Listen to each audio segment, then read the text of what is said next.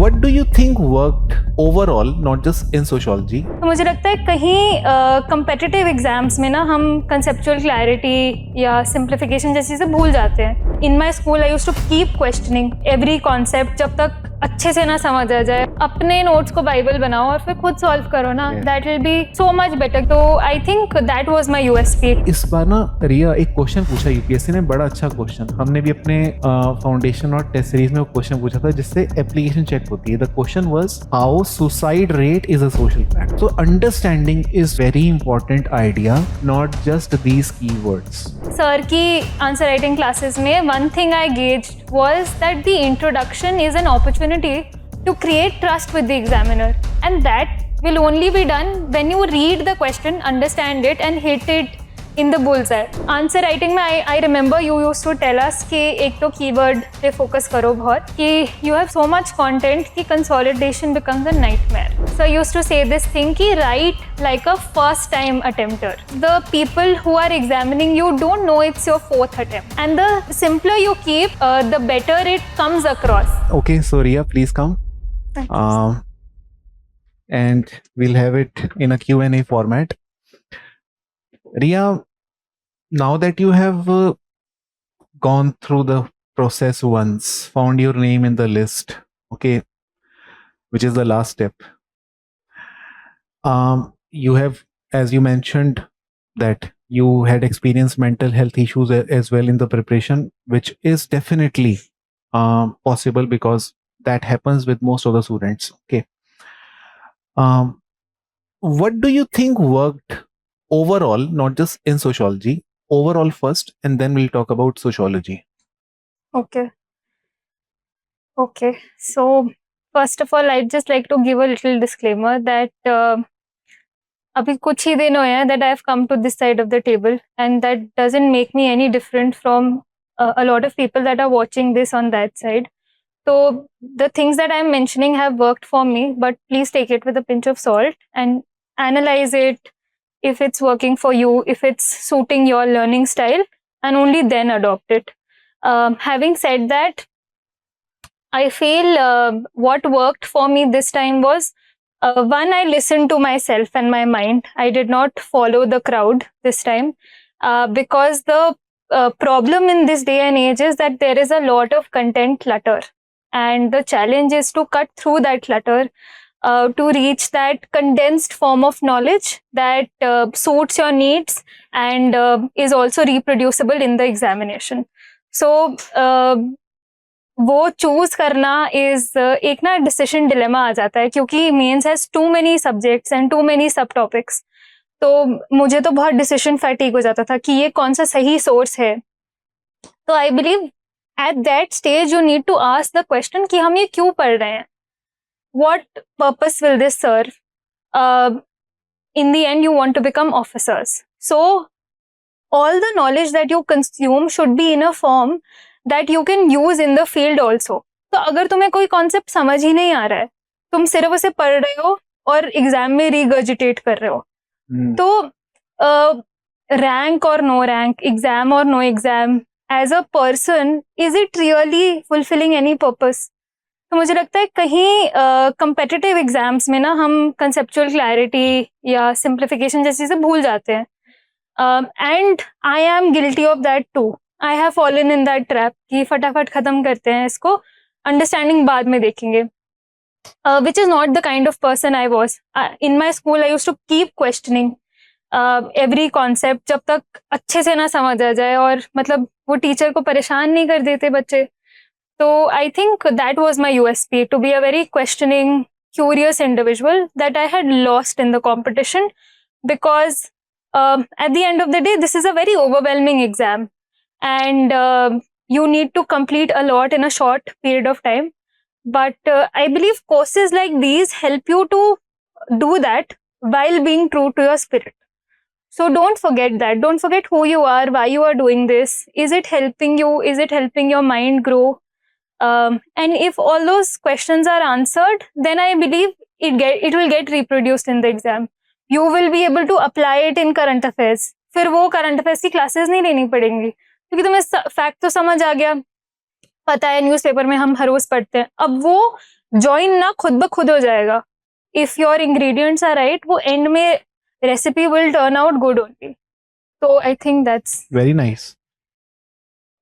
So Ria said that she had lost her real self. The real self means the self which was critical self, questioning self, inquisitive self, curious self. She had lost her real self in this process, as she rightly said, because the exam is very overwhelming.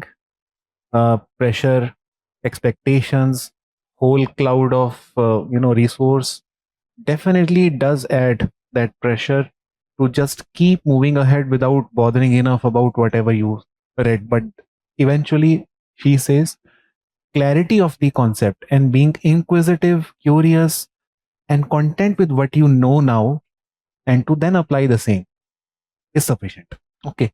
So, अब बात करते हैं conceptual clarity को ही लेकर. Okay, specifically with respect to sociology. Riya, one thing is that today notes are with everyone. Okay, notes are just a click away. You click a hyperlink, you get notes in your folder. yeah. Okay, and then you can rename it whatever you want to. Okay, having notes and having understanding, how do you explain the difference between the two to a layman person with some example if you were to give any? Okay. So that's a very good question. क्योंकि I think after some attempts you also understand the difference between the two. क्योंकि हमें लगता है कि notes is sufficient, इसको जाके exam में reproduce तो करना है. But given the nature of the exam and the job, you are not expected to reproduce stuff. You are expected to understand concepts, then apply your brain. Yes. And then answer the question. So just a little example that we were discussing was of social fact. So social fact is a complicated concept, ठीक है, in sociology. But what I used to do is I just used to remember the definition given by Durkheim itself. तो मुझे लगता था कि Durkheim ने definition दी है, मैंने याद कर ली, पेपर में मैं उतार दूंगी. तो what difference does it make अगर मुझे पता नहीं है इसका मतलब. तो UPSC proved that wrong. UPSC has started asking application based question, and if you know कि Durkheim का perspective ये था, then you can also apply that to Indian thinkers as well. Then you can understand कि इन दोनों की क्या similarities हैं. Then you can also understand the evolution of sociology. कि एकदम से वेबर आया, फिर वेबर ने बोला कि it's not what you perceive on face value only, it's also what you're interpreting in your mind. तो वो एक evolution of the subject भी है. And then you don't need to remember the definition. You don't need to remember the evolution because अगर तुम्हें concept clearly पता है what does it mean, तो वो खुद ब खुद reproduce हो जाएगा एग्जाम में. तो I think वो कॉस्ट बेनिफिट की हम बात कर रहे थे ना कि अब कंसेप्चुअल क्लैरिटी में बहुत टाइम लगता है. बट बिलीव यू मी, अगर तुम वो टाइम कंसेप्चुअल क्लैरिटी में इन्वेस्ट कर दोगे, which is nothing but social fact की डेफिनेशन समझनी, रटनी नहीं, एज सिंपल एज दैट, तो फिर तुम्हें जो 3-4 रिविजन्स करनी होती हैं उनकी जरूरत ही नहीं पड़ेगी. क्योंकि तुम्हें एक बार समझ आ गया, then you will be able to write it in the exam. Yes, और इसी को जो रिया बोल रही हैं एक एग्जांपल के थ्रू समझते हैं. So Ria just talked about social fact. Okay, हम सब ने पढ़ा है, जो हमारे स्टूडेंट्स हैं सोशियोलॉजी के, सब ने सोशल फैक्ट नाम की एक चीज पढ़ी है. लेट अस अंडरस्टैंड कि नोट्स होना और अंडरस्टैंडिंग होने में क्या फर्क होएगा with respect to this term. Notes होने का मतलब होगा एक्सटर्नल, जनरल, फिर उसके बाद इंडिपेंडेंट, और फिर कोवर्सिव. ये होता है नोट्स. ओके, हम सबके पास है, होना भी चाहिए. बट क्या ये सफिशिएंट होता है? नहीं, क्योंकि इन सब में कुछ मिसिंग है. क्या? डॉट्स मिसिंग है. होता है ना कनेक्टिंग द डॉट्स, कि किसी को बताना हो मुझे, कैसे बताऊंगा मैं? Okay, I can just spill the words like this, I will have to explain. तो सोशल फैक्ट अगर हमें समझना है तो उस समझ को रिफ्लेक्ट करने के लिए आपके पास वो एक ब्रॉड आइडिया होना चाहिए। हर वो चीज जो कि इंसान को कंट्रोल करती है, कोई भी इंसान, हर वो चीज जो कि इंसान को कंट्रोल करती है वो एक सोशल फैक्ट है। चाहे वो लॉ हो, वो लोगों को कंट्रोल करता है। चाहे वो एक रिलीजन हो। रिलीजन हो, लोगों को कंट्रोल करता है। ओके। और हर वो चीज हमसे बाहर है। ओके। स्टेट हमें कंट्रोल करता है, फैमिली हमें कंट्रोल करती है, वैल्यू सिस्टम हमें कंट्रोल करता है, नॉर्म्स हमें कंट्रोल करते हैं। ओके। हर वो चीज क्योंकि हमें कंट्रोल करती है इसलिए वो एक सोशल फैक्ट है। और वो ही सारा कंट्रोल जब इंडिविजुअल पे पड़ता है तो ये पूरा कंट्रोल जो है ये शो करता है कि सोशल फैक्ट कितने कोवर्सिव, मतलब कि मजबूर करते हैं सामने वाले को। इंडिपेंडेंट यानी इसने नहीं चाहा, ये एग्जिस्ट करते थे, ये सिर्फ एजेंट बन गया उनका। जनरली प्रेजेंट है ऑल ओवर दी वर्ल्ड इस तरह के, और एक्सटर्नल है टू इंडिविजुअल। अब सवाल इस बार ना रिया, एक क्वेश्चन पूछा यूपीएससी ने, बड़ा अच्छा क्वेश्चन। हमने भी अपने फाउंडेशन और टेस्ट सीरीज में वो क्वेश्चन पूछा था जिससे एप्लीकेशन चेक होती है। The question was how suicide rate is a social fact. This years question. Okay. How suicide rate is a social fact. अब सबसे बड़ा इशू क्या है? Many students study suicide, they don't study rate of suicide. Okay. They just study इस group में ज्यादा है, इसमें कम, बट दे डोंट पॉन्डर की उसी को रेट बोलते हैं। ओके। और ये सोशल फैक्ट कैसे है, यानी कि ये समाज में रेट ऑफ सुसाइड कम होगा या ज्यादा, वो लोगों के हाथ में नहीं, समाज ही लोगों से सुसाइड करवा रहा है। यानी कि अगर एक समाज अर्बनाइज हो जाए तो रेट ऑफ सुसाइड बढ़ता है, अगर रूरल है तो रेट ऑफ सुसाइड कम रहता है। यानी समाज ही डिफाइन कर रहा है रेट ऑफ सुसाइड। अगर वो रिलीजियस है तो रेट ऑफ सुसाइड कम है, एथीस्ट है तो ज्यादा है। यानी रिलीजन और इकोनॉमिक कंडीशन जो कि सोशल फैक्ट्स है आर शेपिंग सुसाइड रेट। तो this is what the understanding aspect is. अच्छा, now Riya, Sir, yeah, if I can add one thing, this is how the inception of sociology was done. right, When Durkheim said that suicide is not something personal, psychological, it is a social fact, yeah, and that is what sets sociology apart from all the other sciences. definitely. So your one topic is also sorted, the origin and evolution of Theology. sociology. So very nice. In fact यही Durkheim का objective भी था, suicide जैसे topic को उठाकर ये prove करना कि जो हमें देखने में बड़ा पर्सनल चॉइस लगता है उसके पीछे भी एक बहुत बड़ी ताकत है, सोशल फैक्ट्स है। जानबूझ के उन्होंने ये टॉपिक उठाया। ओके। और यहीं से उनका पॉजिटिविस्ट अप्रोच शुरू होता है। Okay. and then sir, this will also help us in GS1 जहाँ पूछा था कि women suicide rates are increasing. Yes, तो उसमें अगर तुम्हारे पास ये पर्सपेक्टिव है कि इट्स अ सोशल फैक्ट, तो तुम सिर्फ इंटरनल फैक्टर्स नहीं लिखोगे, तुम एक्सटर्नल फैक्टर्स भी लिखोगे। डेफिनेटली। जीएस में क्वेश्चन आया था इस बार, विमेन में सुसाइड रेट बढ़ रहा है क्यों?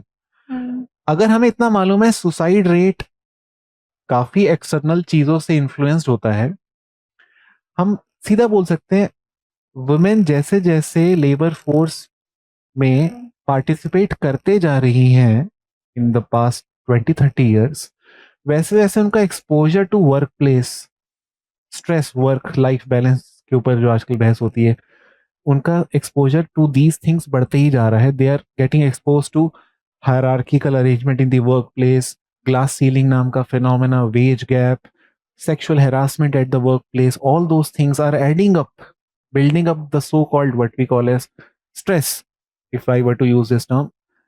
And then she's also becoming ambitious because she's stepping out of the household, wanting to aspire just like any man would do, to be independent just like any man would do, and then confronting challenges in the outer world just like any man would do, and may even commit suicide just like any man would do if he does not fulfill those ambition. समाज करवा रहा है, कहने का मतलब है जब तक women was limited to household, her ambition was limited. The moment she's stepping out, ambition is growing, not able to fulfill, suicide is one issue that is cropping up. Same is the case with agriculture, many other things. तो हमने ये सब दिखाना है कैसे external factors, तो understanding is very important idea, not just these keywords. रिया, एक चीज मैं यहाँ से पूछना चाहूंगा, लास्ट में तो हमें ये कीवर्ड सही होते हैं, ओके, और वो अंडरस्टैंडिंग जिसकी हमने बात करी है, कॉन्सेप्चुअल क्लैरिटी, वो तो हम अपने नोट्स में लिख नहीं सकते इतना डिटेल में, तो वो बैलेंस कैसे होता है? क्योंकि अगर मैंने सिर्फ इतना लिखा मैं तो भूल जाऊंगा कल को अंडरस्टैंडिंग, तो उसके लिए क्या करें? Sir, I think the missing part is example. If you've chosen one example which helps you connect the dot and you just write, for example, I used to use the language का example. तो अगर मैंने सिर्फ example language लिख दिया, so whenever I re-look at my notes, I used to see all of these independent keywords through the lens of language.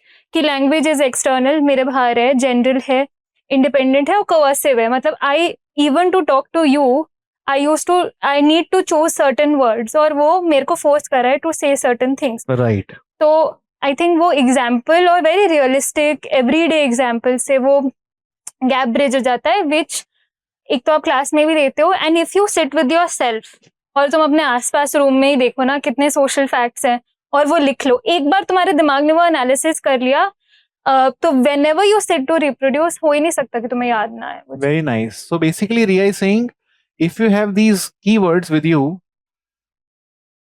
you need to add example, and that example should not be copied, because if you're copying example that means you have not internalized. Okay, you should in fact think over example. It could be any everyday life example. Keep it with yourself. On the day of exam you don't need to write the same example. On the day of exam you would be mature enough because you already know the concept. ये example तो अपने notes में आपने अपने लिए लिखा था, okay, recall करने के लिए. ये दोनों अगर बन जाए एग्जाम्पल और ये एग्जाम्पल के साथ अच्छा टाइम दिया हो तो अंडरस्टैंडिंग अपने आप आती है, क्लैरिटी हम जिसे बोलते हैं. तो ये चीज बहुत मिसिंग है. और मिसिंग कई बार लोग इसको भी न्यूज़पेपर से या दोस्तों से उठाते हैं, खुद से नहीं सोच रहे. ये अभी खुद से सोचना मिसिंग है. Example with your own critical thinking. Okay, fine. Okay, now let us come to writing aspects, Riya. Okay. इस साल many students have experienced a dip in their score. Okay. Dip मतलब कि बहुत बड़ा dip. Like there was a student who scored 290 last year. Okay. 288 approximately. This year he got 216. अच्छा. Okay, मैं उसका नाम नहीं लूंगा. That was last year was his first attempt. Okay. Okay. ठीक है. This year was his second attempt. Fine. Should have been an improvement. Should have been improvement. But वो dip हुआ. He told me that last year he got 288 because he wrote it very simple. So I thought this year let me add some stuff to get 300 plus. वो 300 plus का सोच के उसने extra add करने का सोचा और एक्स्ट्रा के चक्कर में हो गया, नीचे हो गया. अब ये बताओ कि कितना जरूरी है to stick to basics and to stay grounded and not pick up multiple things, because then it will trouble you only. तो मतलब मेरा इस बार इम्प्रूवमेंट इज 263, तो उस हिसाब से आप देख लेना आपको कितना लेना है ये advice. But I remember one thing, when I used to approach answer writing, एक ना बहुत हम सुनते हैं कि introduction should be very unique, very innovative, because that's the first time the examiner is seeing your question और it should create a good impression. तो I used to keep finding those introductions कि जो sociologist है उसका थोड़ा background में पता कर लूँ. बट सर की आंसर राइटिंग क्लासेस में one thing I gauged was that the introduction is an opportunity to create trust with the examiner, and that will only be done when you read the question, understand it and hit it in the bullseye. तो वो कैसे होगा? तुम keyword mark करोगे अगर question में और फिर उसका डेफिनेशन दोगे या फिर उसकी अपनी अंडरस्टैंडिंग दोगे या जो भी जिस्ट है क्वेश्चन का उसको एड्रेस करोगे इंट्रोडक्शन में, तभी ट्रस्ट बिल्ड होगा एग्जामिनर से. तो then I stopped going for all those frills and I used to mark the keyword and I across GS, I have tried to use this approach only. I hope it has worked. Do not go for extra frivolous introductions कि मैं अपना current affairs का knowledge दिखा देती हूँ यहाँ पे. Do it in your body, do it in your conclusion, पर introduction में you need, so that the examiner is a very academic person. He shouldn't feel that I don't know the concept and I'm bluffing around. वो trust build करने के लिए it's very important to hit the keyword and make him understand that I have understood the question. Please read my answer क्योंकि I've addressed all parts अच्छे से. तो answer writing में I remember you used to tell us कि एक तो keyword पे focus करो बहुत. And so I have also done this because I think that's a thing of multiple attempts कि you have so much content कि consolidation becomes a nightmare. तो मेरा भी एडवाइस यही रहेगा कि आप प्लीज उसे सिंपल रखिए. If you have a lot of content, sit with it, see what's actually useful to you. तुम क्या एग्जाम में यूज कर पा रहे हो and bring it down. I also remember I use to ask sir कि sir मैं इसमें क्या करंट अफेयर्स ऐड करूँ, कुछ इसमें वैल्यू एडिशन की कमी है क्या. तो फिर sir use to say this thing कि write like a first time attempter, because the people who are examining you don't know it's your fourth attempt. They just know you as an answer copy, and the simpler you keep, the better it comes across. It doesn't seem to them like you are complicating it for no reason and you're trying to show off your knowledge. तो ताकि वो क्योंकि जब एक level आ जाता है ना लोगों का, they know everything. They have been teaching these concepts for so many years now. So some things they will appreciate because they also know we are amateurs. हमने PhD नहीं किया है सब्जेक्ट में. So just a basic understanding if we have and we put it very concisely with clarity, they will appreciate it more than putting a lot of things that do not address the question but look nice because it's a good mixture of current affairs and too many thinkers. So I think matlab, and it looks like nice only to us, not to the examiner. तो जब तुम्हें लगता है कि I need to build तो तुम यही करते हो ना. फिर तुम बहुत सारे, I think to an extent वो भी important है but not at the cost of your conceptual clarity. Yes. तुम एक बार एड्रेस कर दो क्वेश्चन को, फिर तुम्हें लग रहा है that I can improve upon this, तो हाँ दूसरे थिंकर्स के पर्सपेक्टिव डाल दो but not at the cost of not addressing the question. वो करके फिर तुम हाँ करंट अफेयर इंटरप्रिटेशन भी डालो. It's an icing on the cake, but the cake has to be there. Very nice. Cake has to be there. Okay. You can't just keep collecting cherries to decorate your cake. तो अच्छा question भी साथ साथ में लेते हैं. Sir simple answer और GS answer में क्या डिफरेंस रहेगा फिर? Just the sociological keywords, but also we are supposed to not add much jargons. देखो सिंपल आंसर और सोशोलॉजिकल आंसर में एक ही फर्क रहेगा कि सोशोलॉजिकल आंसर जो होगा वो सोशोलॉजी के पेपर में ही आएगा, लेकिन लैंग्वेज तो सिंपल ही रहेगी ना. You can't just keep throwing jargons just because it is sociology paper. एक बड़ा अच्छा क्वेश्चन है जो कई बच्चे पूछते हैं, सेक्शन सी है पेपर 2 में. हाँ, उसमें तो मैं खुद भी क्लास में बोलता हूँ जीएस लिखना है. ठीक है, मैं तो खुद क्लास में बोलता हूँ ये मत सोच के आप इसको अवॉइड करना कि जीएस है तो कुछ अलग लिखूं. नहीं, जीएस ही लिखना है. अब सवाल आता है कि अगर वहां जीएस ही लिखना है तो फिर ये सोशियोलॉजी का पेपर कैसे हुआ? ओके, क्योंकि sociology is about society only और society is also part of GS. Definitely sociology is about society, but उससे भी ज्यादा इंपॉर्टेंट ये है, ये हमारी प्रिविलेज है जितने भी हम बच्चे पढ़ रहे हैं यूपीएससी के लिए कि वी नो जीएस. सोशियोलॉजी के स्टूडेंट के लिए वही चीज सोशियोलॉजी है जो आपके लिए अब जीएस हो गई है, क्योंकि आप यूपीएससी की तैयारी कर रहे हो वो नहीं कर रहे. तो जिसको हम जनरल कह रहे हैं वो अभी भी सोशियोलॉजी है, बस आप नहीं पहचान पाए क्योंकि आपने थ्योरी ज्यादा पढ़ ली. आपकी पहचान सोशियोलॉजी से चैप्टर 3, 4, 4 से ज्यादा होती है पेपर 1 के. वो थोड़ा कूल ज्यादा लगता है हमें. वहां तक आते आते हमें वो जीएस लग जाता है क्योंकि तब तो हम पढ़ चुके हैं जीएस. मैं खुद भी बोलता हूँ अपनी क्लास में, Indian sociology ends with section B and from section C Indian society begins. जितना जल्दी इसको हम एक्सेप्ट करें उतना अच्छा ही हमारा इम्प्रूवमेंट होगा. And we have students who have got very nice score in paper 2 this year despite writing very simple answer. Okay, but anyway, so Riya, yeah, तुम कुछ कह रहे थे इसके ऊपर? सर एक ही चीज मैं ऐड करना चाहूंगी, ये जो हम ये आप लिख रहे हो ना सिंपल आंसर, मैं बता रही हूँ अपने 4th अटेम्प्ट में सिंपल आंसर लिखना बहुत ज्यादा डिफिकल्ट है, क्योंकि इतना कॉम्प्लेक्स कॉन्सेप्ट को सिंपल करना इज वेरी डिफिकल्ट. वो बोलते हैं ना कि if you want to really understand a concept, teach it to a 7-year-old, और हम चैट जीपीटी में वो प्रॉम्प्ट्स भी डालते हैं. सो आई थिंक वही अप्रोच है एग्जाम की. If you are able to condense it in very simple language, then that is the most difficult thing to do. और अगर वो कर लिया है, then you are in good hands only.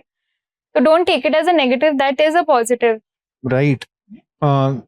ये चीज़ बड़ा इम्पोर्टेंट है जो रिया ने बोली, और ये जानना ज़रूरी है हमें. Writing difficult is more easy. Writing simple is actually difficult. Okay, because writing simple requires your in-depth understanding. Writing difficult के लिए तो कुछ नहीं, रट्टा ही मारना है, 5-6 कीवर्ड्स को ड्रॉप कर दें, सेंटेंस बना दें.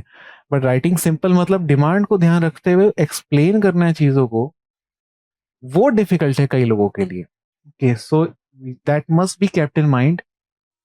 This is easy, this is difficult. Okay, this can be remembered easily. इसमें रट्टा मारना है, हाँ. इसमें समझ चाहिए, और ये डिफिकल्ट है. ओके, सो वो चीजों को हमें ध्यान रखना है. बस ये बहुत बेसिक नुआंस हैं इन चीजों के. दोनों का कॉम्बिनेशन चाहिए, मतलब डोंट इग्नोर दिस आल्सो. दोनों का कॉम्बिनेशन यूज करके ही. यस. अच्छा, सो रिया, आप मुझे बताओ कि आपके एंड में नोट्स का साइज क्या था और कितनी रिवीजन लगी होंगी वो साइज तक आने में? तो आई रिमेम्बर, मतलब I make my notes in one note. तो जो आपके क्रैश कोर्स के नोट्स थे, तो उसको ना मैंने एक टेबल फॉर्मेट में डाल दिया था, मतलब थीम, फिर उसके कुछ पॉइंटर्स. तो पूरा GS1 का आई हैड सम कुछ 45-50 पेजेस में वो कंटेंट था, एंड सेम फॉर GS2. और वो बहुत कंसोलिडेटेड टेबल फॉर्म में था पूरा सिलेबस. एंड फिर उस पे थोड़ा वैल्यू एडिशन मैंने किया अलग सोर्सेस से, but I think that became my Bible. तो वन थिंग इज कि जो मेरा पहले का कंटेंट था वो मेरे लिए इतना रिप्रोड्यूसिबल नहीं था, बट एज आई सेड कि अगर कंसेप्चुअल क्लैरिटी हो दिमाग में कि how what is this concept, तो वो याद करने में इतनी रेपिटेशंस नहीं लगती. yes. नहीं तो ना यू कीप, तुम्हें लगता है कि मुझे इसकी 4-5 रिविजन्स चाहिए ही, और फिर भी दिमाग में नहीं बैठता. राइट. तो yes, you need short notes, and I think वो क्रैश कोर्स का पर्पस ही यही होता है कि तुम छोटे में नोट्स कर लो अपने. And if you don't have consolidated notes, you get it through the crash course. But even if you get the notes of the crash course and you don't understand the crash course, then it's of no use. Right. तो वो मेरा 45-50 pages का ही था, and I did go through it a lot of times, क्योंकि बहुत time होता है optional के पेपर के बीच में भी. बट हाँ, I think I could adopt the concept very easily this time, क्योंकि वो क्रैश कोर्स लगा लिया था. Okay. Yeah. Can you please explain this with a simple example, like over jargon versus simple answer? Okay. Ma'am, how much did you use passerby thinker I had used for substantiating my points? Okay, if you could address this first, then I'll address the ऊपर वाला question. How many thinkers basically पूछ रहे हैं वो? अच्छा. ये नहीं, मैंने करना छोड़ दिया था. आई थिंक वो ना, अगर आना होगा तो वो नेचुरली आ जाएगा. डोंट गो फॉर इट, क्योंकि अगर तुम हर पॉइंट के बाद वो लिखना शुरू कर दोगे कि ये थिंकर ने बोला है, एक तो हम इतने इवॉल्व्ड फॉर्म में नहीं है कि हम हर पॉइंट के बाद एक थिंकर डाल सकें, और अगर हम उसका गलत यूज कर रहे हैं तो it will put off the examiner. तो don't go after number of thinkers at all.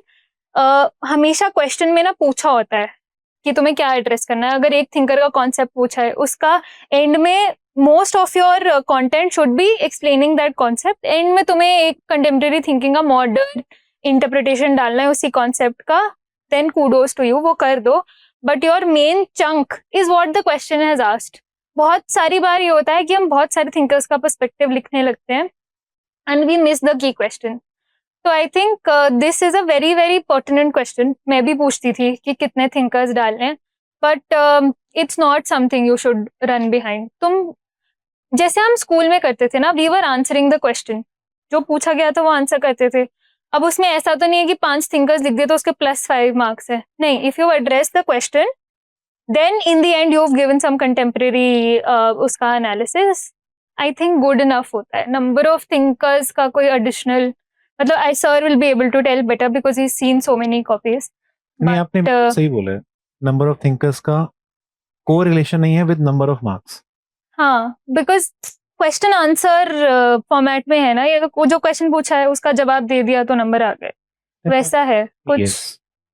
पर एक चीज जरूर मैं बोलूंगा जो आपको ध्यान रखनी है. Don't when you are concluding the answer, assuming that you are writing answer only and not notes, when you are concluding the answer, don't drop another thinker. Okay. Keep conclusion very simple, very basic, to the point. मुद्दे की बात. Okay. Don't write anything flowery when you are concluding. Okay. You need to give breathing space to the examiner. I mean, he may get. He will become. It will become difficult for him to process what you want to convey, because then in every line, if you see a thinker, then becomes difficult for him to understand whether you are writing the notes or answer. Okay. और जहां तक ये question है इनका कि can you please explain this with simple example like over jargon versus simple answer. Okay, तो इसको मैं एक सिंपल एग्जांपल से बताता हूँ. इनका नाम है दुर्देन. ओके, ठीक है. हाँ, वैसे भी वो कौन सा रियल नेम है. सो jargon वर्सेस सिंप्लिसिटी. पहली बात तो आप ये समझ लो, इट्स नॉट ईदर और. Okay, it's this with this.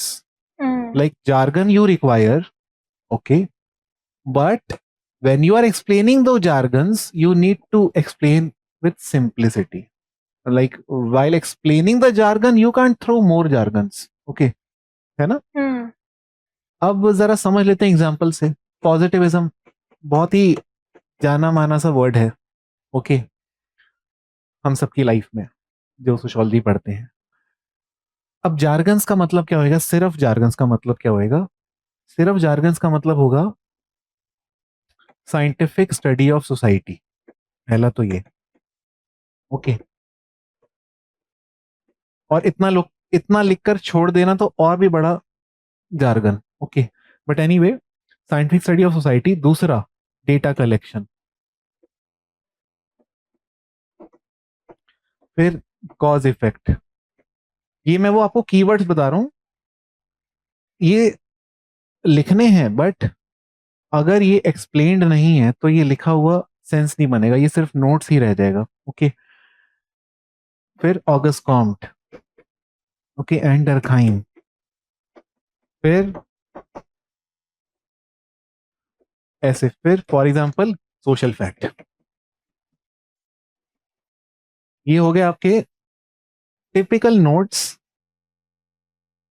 Consisting of jargons, जो इससे मिलते जुलते हैं. जब ये आए तो ऐसा कुछ करना है, ये वो वाला नोट्स है. अब सिंप्लिसिटी किसे बोलते हैं?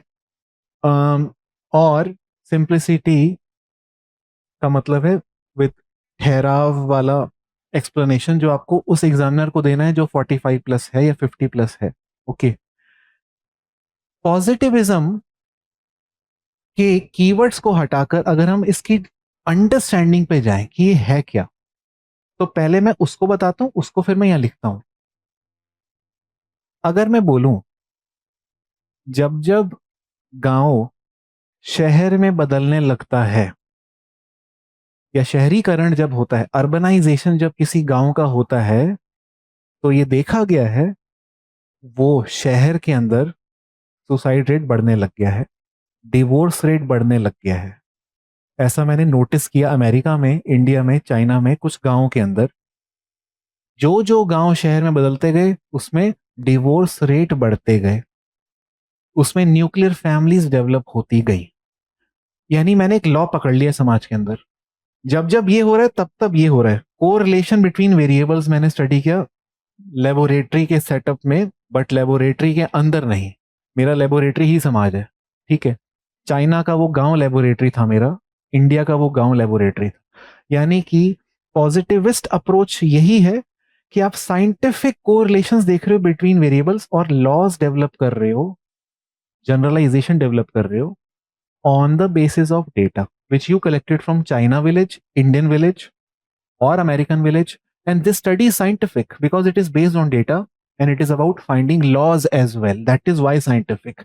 तो positivism को अब मुझे define करना हो तो मैं बोलूंगा it is an approach, एकदम simple English में, first attempt, approach to study society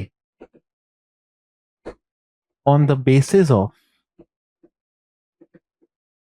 data to develop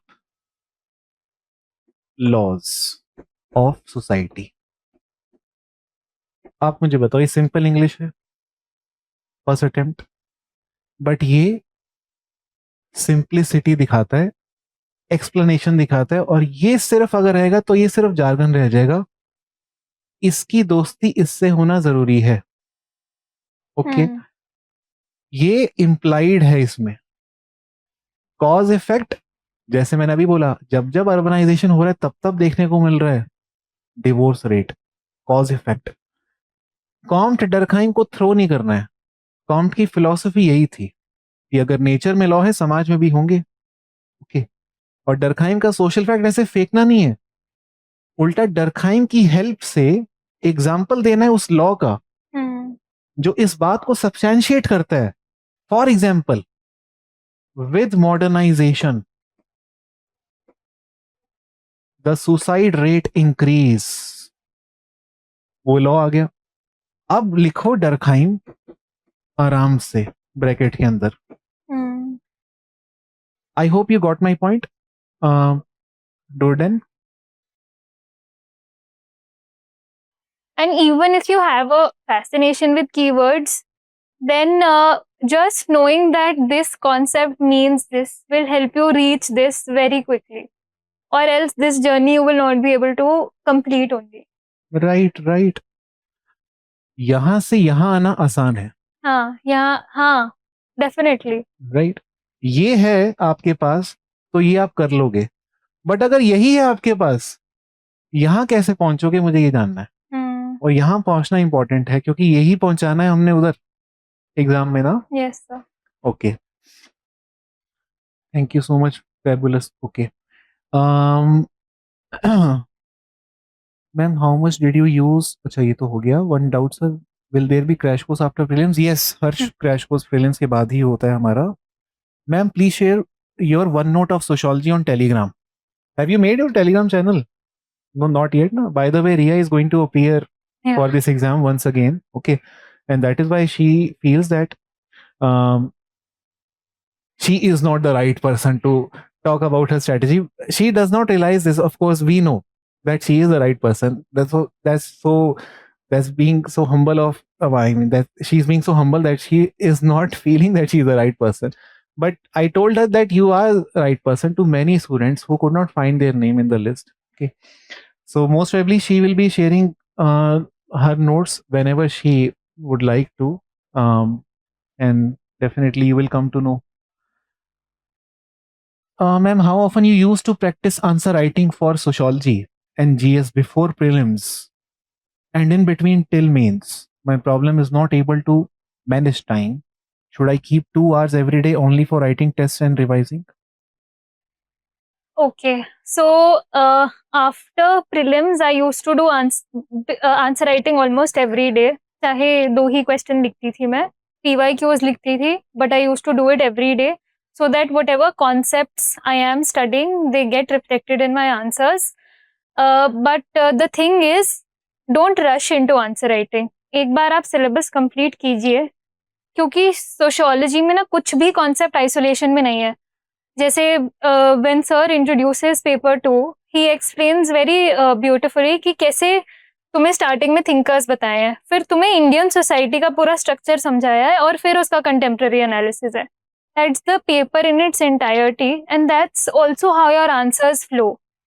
So once you understand the entire syllabus, you see it through a macro perspective. तो वो तभी मैक्रो माइक्रो का combination भी तुम्हारे answers में reflect हो पाएगा. So don't rush into it, but yes, once your syllabus is completed, make sure that you attempt all PYQs and do it on a regular basis, ताकि वो self evolution का process, अपने answer दोबारा लिख के जो होता है वो होता रहे.